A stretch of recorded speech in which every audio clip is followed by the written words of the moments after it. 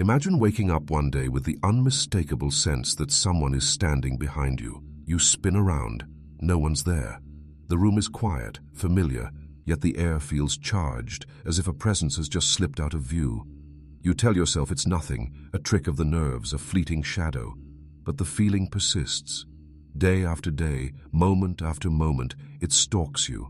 At the edge of your dreams, in the echo of a passing remark, in the strange surge of anger you feel towards someone you love. What if that presence isn't an intruder at all, but you? Not the you who smiles in photographs, not the you who presents your best self to the world, but the exiled one, the one you've hidden so deeply you almost believe it doesn't exist. Carl Jung called it the shadow, the buried counterpart to your conscious self, containing everything you've disowned, denied, or disapproved of. You've been trained to think of yourself as unified, as a single identity moving through life. But what if the person you think you are is only a carefully curated fragment? This is the paradox at the heart of every human life. You build an image to survive, to be accepted, to be loved, and in doing so, you sever parts of yourself and cast them into darkness. You call them weaknesses, flaws, sins, failures. Yet even as you bury them, they do not disappear. They wait. They leak through your tone of voice, your dreams, your compulsions. They shape your relationships, your desires, your fears. You've spent your life trying to outrun them, but they're always a step behind. You may believe you're in control, that your choices spring from conscious thought. But have you ever wondered why you sabotage yourself at the moment of success? Why you lash out in anger and regret it later? Why certain people or situations provoke a rage or envy so intense it frightens you? Could it be that these eruptions are not random flaws in your character, but messages from the shadow, the self you've been avoiding? Jung once wrote, "Until you make the unconscious conscious, it will direct your life, and you will call it fate." If that's true, how much of your life so far has been fate, and how much has been the unseen hand of your own disowned self? Think about the stories we admire, the hero's journey, the confrontation with dragons, the descent into the underworld. These myths aren't just entertainment, they're maps of the psyche. Every dragon is a symbol of what you fear to face. Every underworld is the dark terrain of the unconscious. The hero who refuses the call, who resists the journey, always ends up hunted by the very monster they're trying to avoid. Is that not a mirror of your own life? Perhaps the greatest illusion of modern life is that we can escape this confrontation. We drown ourselves in productivity, in curated images on social media, in endless self-improvement. Yet the more polished our persona becomes, the more powerful the hidden counterpart grows. You sense it in your quietest moments, that flicker of shame, that unexplained anxiety, that strange dream where you're both victim and predator. What would happen if you stopped running? If you turned around and faced the shadow behind you? Would it destroy you, or would it set you free? Jung believed that the shadow, far from being merely a container of evil, also holds your unlived potential, the strength you disowned because you were told it was too much, the tenderness you buried because you were told it was weak, the creativity you locked away because it scared even you. And so you stand at a threshold. Behind you, the familiar life you've built, predictable, controlled, safe.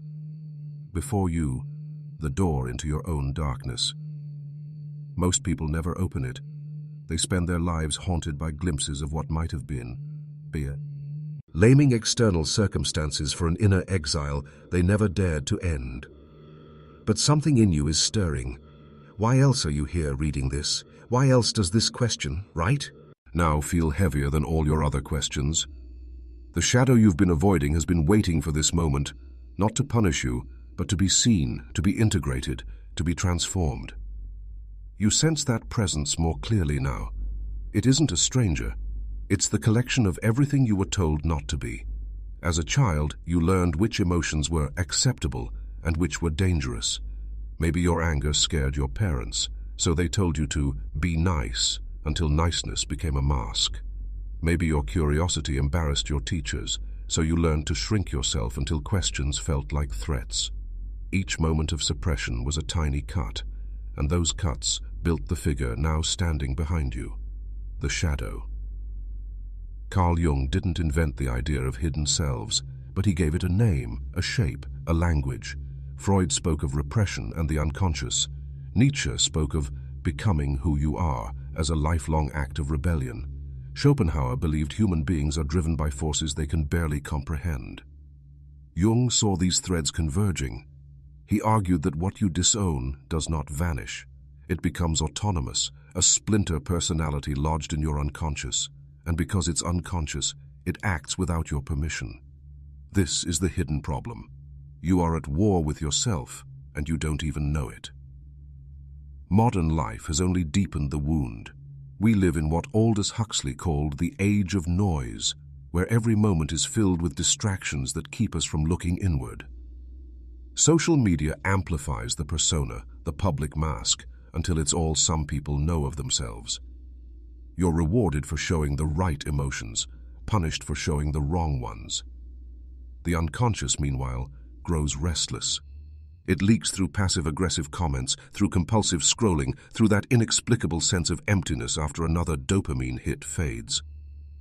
It's tempting to believe this is just a personal failing, that you're weak, undisciplined, or broken. But that's only another illusion. The compulsion to suppress, to deny, to project is not an individual quirk. It's a cultural ritual. Every society has its own definition of the acceptable self. In a hyper-competitive culture, you might bury your vulnerability. In a rigidly traditional culture, you might bury your individuality. The shadow you carry is not only personal, it's collective. You inherit not just your family's trauma, but your culture's unspoken prohibitions. This is why Jung spoke of the personal unconscious and the collective unconscious as two interwoven layers. At the personal level, your shadow might contain the rage you weren't allowed to express or the ambition you feared would make you selfish. At the collective level, it might contain entire archetypes, images of power, sexuality, rebellion, tenderness that your culture has demonized. When you feel an inexplicable surge of emotion at a news story or a stranger provokes disgust you can't rationally explain, you're not just meeting your own shadow, you're brushing against a cultural one. Consider projection, one of the most common defense mechanisms. Jung saw it as the shadow's favorite disguise. You attribute to others what you can't admit in yourself. You accuse someone of arrogance while secretly craving their confidence. You despise someone's freedom because it reminds you of your own chains. This isn't hypocrisy. It's an unconscious attempt to rid yourself of inner tension. By throwing your disowned qualities onto someone else, you create the illusion of purity. But the qualities don't actually leave you, they circle back, disguised as fate.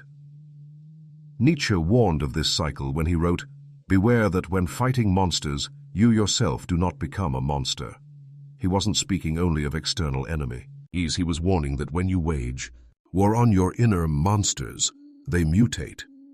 The shadow, ignored long enough, becomes resentment, envy, passive aggression, addiction.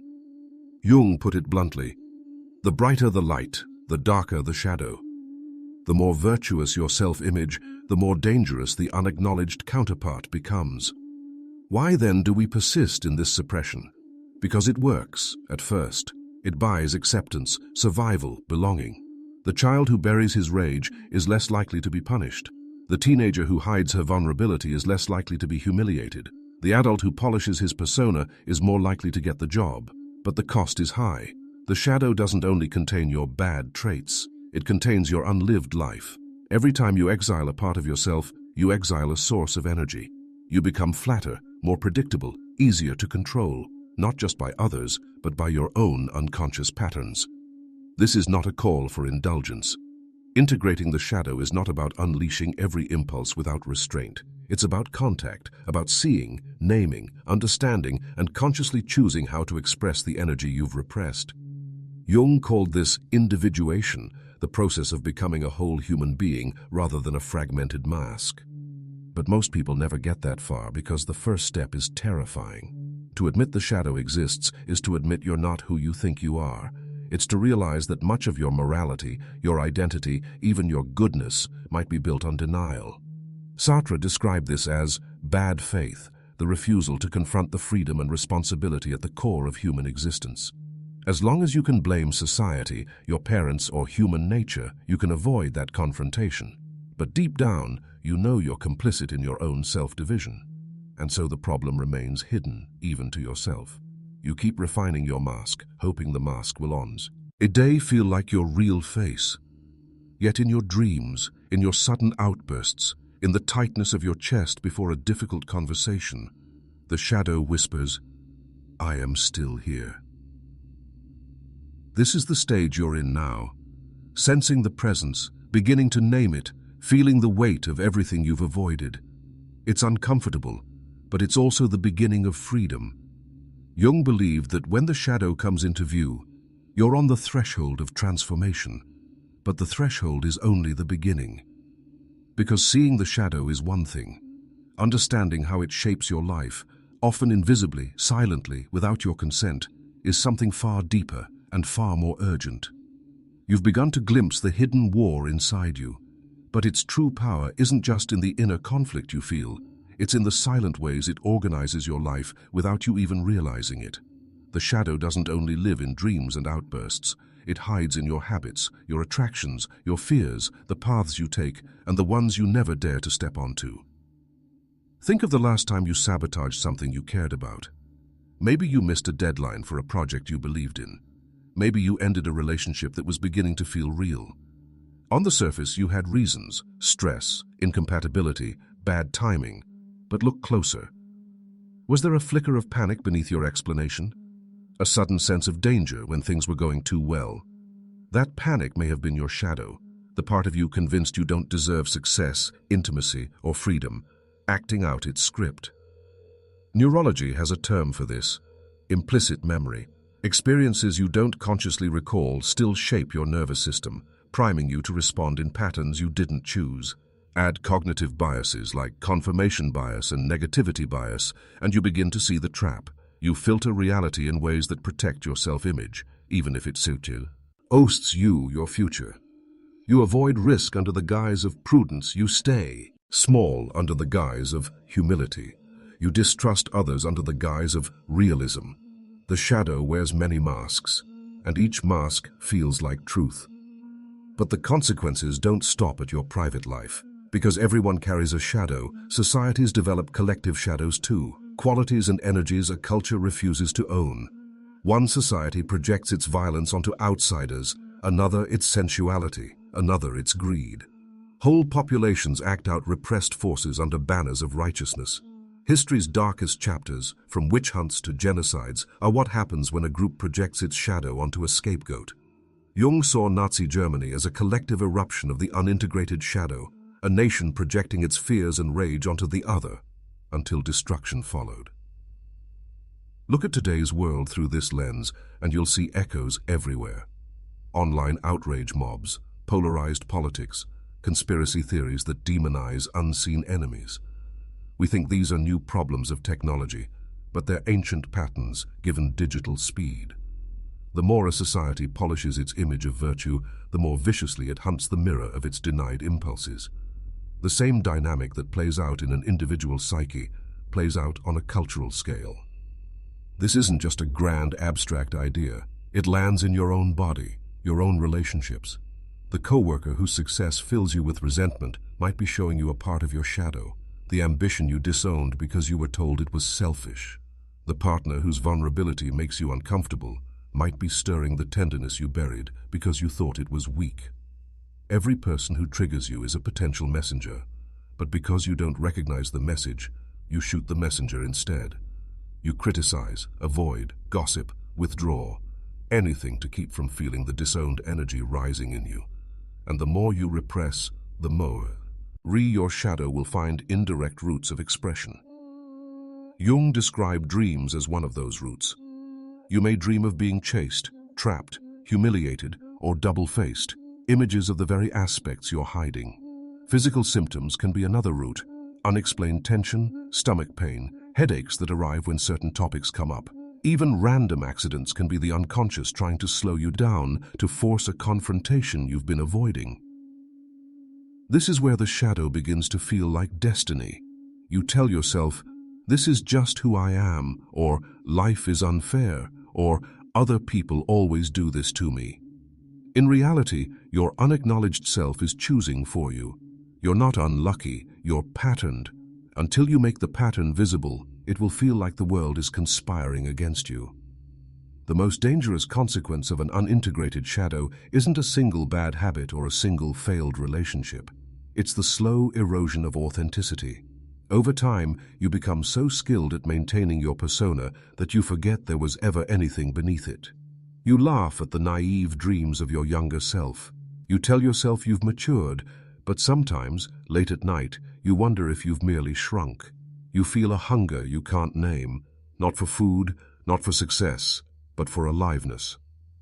Jung warned that ignoring the shadow can lead to what he called psychic death, a life of outward success and inner hollowness.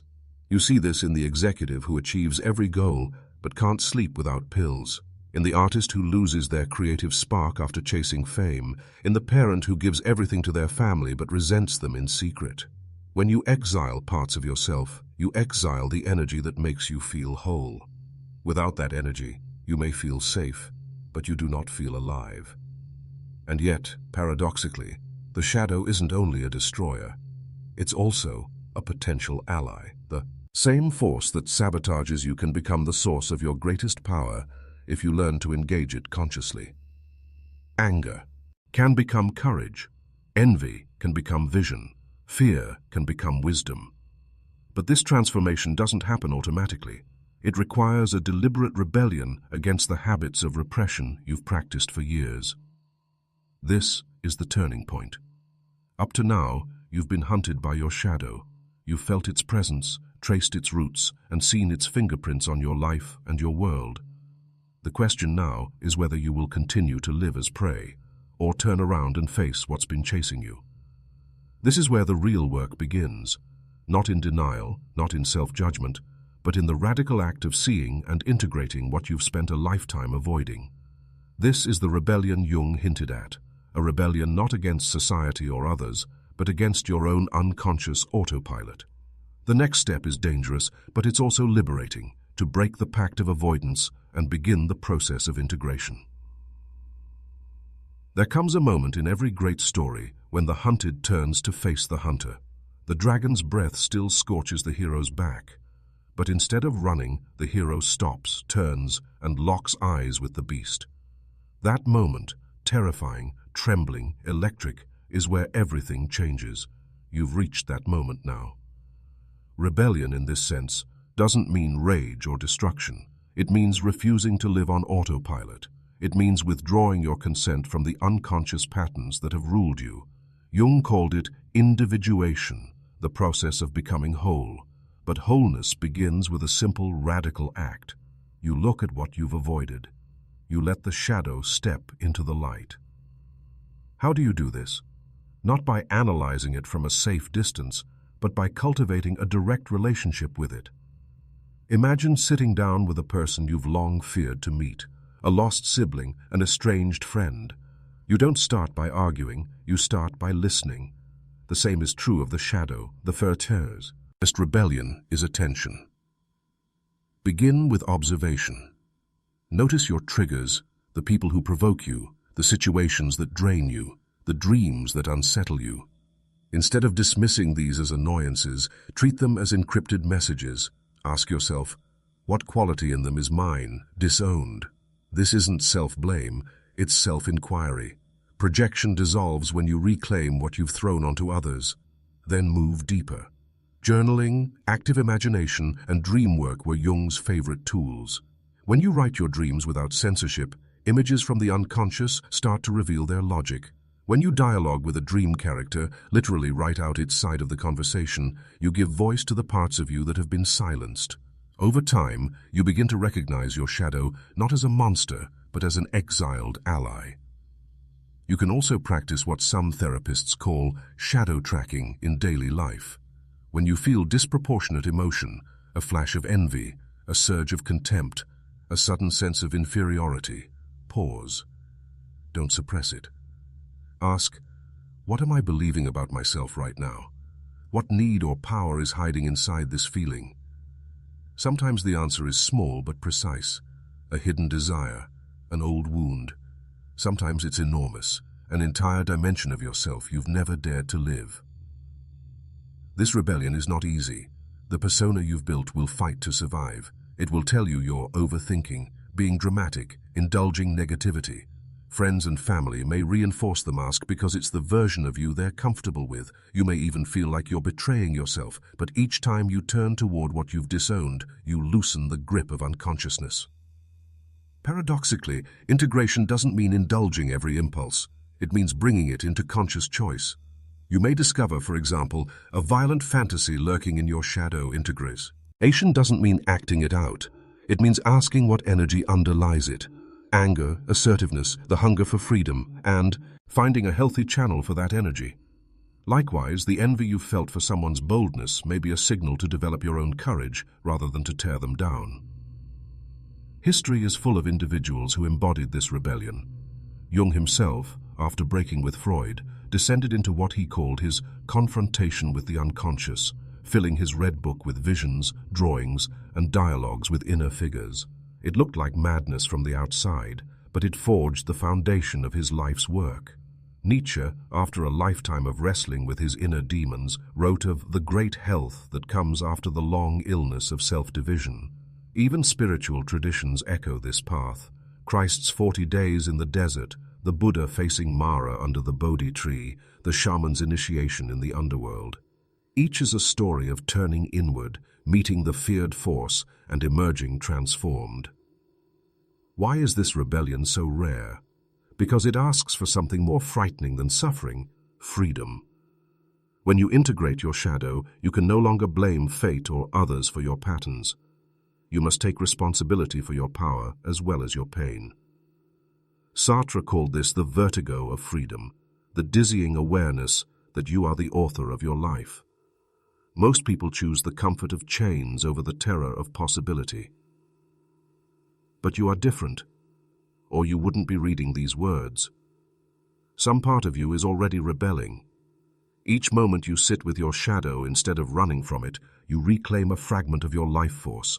That force will feel strange at first, like a wild animal returning after years in captivity. It may roar, it may weep, it may demand things you're not sure you can give. But it is yours. It has always been yours. As you integrate these fragments, you'll notice subtle shifts. People who used to trigger you lose their power. Habits that felt secure, impulsive lose their grip. Creativity surges where there was once numbness. You stop projecting your disowned traits onto others and begin to see them as mirrors. Even your relationships change. Instead of unconsciously seeking partners to play out your wounds, you begin to choose from a place of clarity. This is not a one-time act, but an ongoing practice. The shadow is inexhaustible. As you grow, new layers emerge. But each layer you integrate brings more authenticity, more energy, more freedom. Over time, the boundary between you and the shadow dissolves. There is no hunter, no hunted, only wholeness. This is the essence of the rebellion, not to destroy the shadow, but to become large enough to contain it. Not to escape darkness, but to discover that darkness is the soil of your light. You are standing at the threshold now, facing the door that leads inward. On the other side is not annihilation, but integration, not the end of your life, but the beginning of your real one. The final, most powerful realization: you stand before a mirror. At first, it looks like an ordinary reflection, familiar eyes, familiar face, but then the image shifts. For a moment, you see the flicker of all the selves you've ever been: the child who hid his tears, the teenager who swallowed her rage, the adult who smiled while dying inside. You see the shadow not as a monster, but as a mosaic of your exiled lives, each fragment shimmering with the light of what you could have been.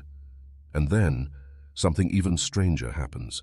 The fragments begin to move toward you. One by one, they step out of the glass and back into your body. The anger you buried returns as courage. The envy you hated becomes vision. The fear you despised becomes intuition. You feel a surge of energy, not from outside you, but from inside, the return of your own wholeness. And in that moment, you realize the great secret of the shadows. Oh, it was never trying to destroy you. It was trying to come home. This is the ultimate truth Jung pointed to. The shadow is not bad. It is not the villain in your story. It is the part of you that refused to die when you abandoned it. It has been waiting, sometimes for decades, to rejoin you. Integration isn't an act of conquest, but of reconciliation. It is a marriage of opposites, the day finally acknowledging its night. With this realization comes a profound shift. You no longer look at your flaws, your impulses, your dark thoughts as enemies. You see them as messengers. They are your life force, distorted by exile. When you welcome them back, they return to their original form. Energy you can use to create, to love, to act with authenticity. This is what it means to become individuated. It's not about becoming perfect. It's about becoming whole. You stop pretending to be only light, and in doing so, you discover a light that does not depend on pretense, a light that can shine even in darkness, because it includes the darkness. You may think this is the end of the journey, but it's actually the beginning. Once you've tasted wholeness, you can no longer live as a fragment. You begin to act from a deeper place. Decisions that once felt impossible become obvious. Relationships shift. Creativity erupts. You stop living reactively and begin living deliberately. The persona becomes a tool rather than a prison. You can wear it when needed, but you're no longer trapped inside it.